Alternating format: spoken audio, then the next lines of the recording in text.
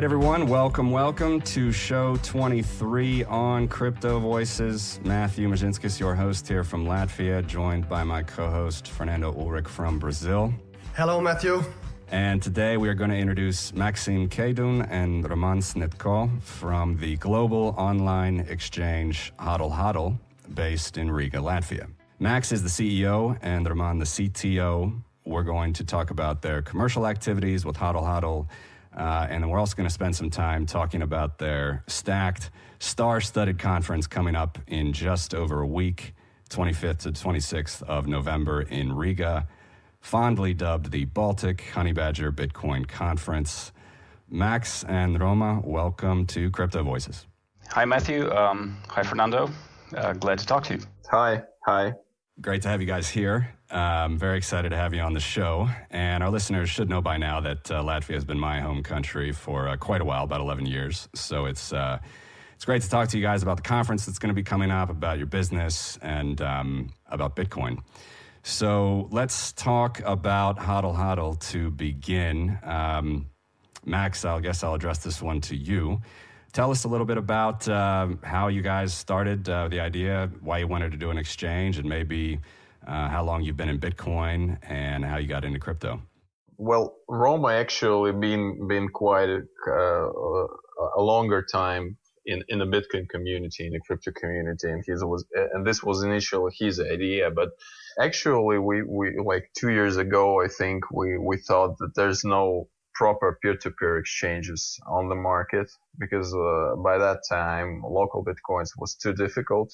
Another alternatives was also too difficult, and that's basically was the main idea how we decided to start our venture.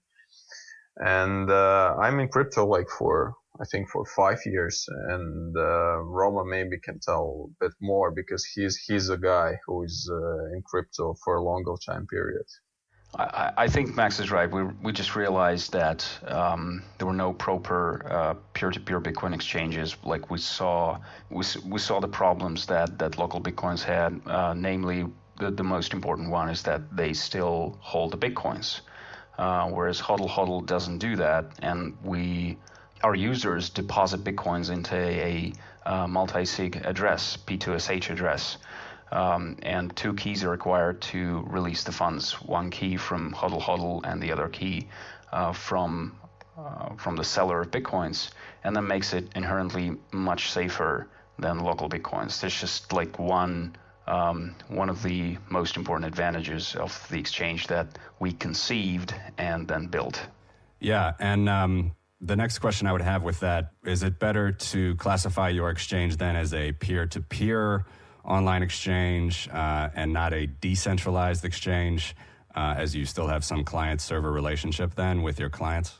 Yeah, it's actually better to classify it as peer-to-peer exchange and decentralized to some extent, because we have on the market some exchanges that are in terms of decentralization they're better.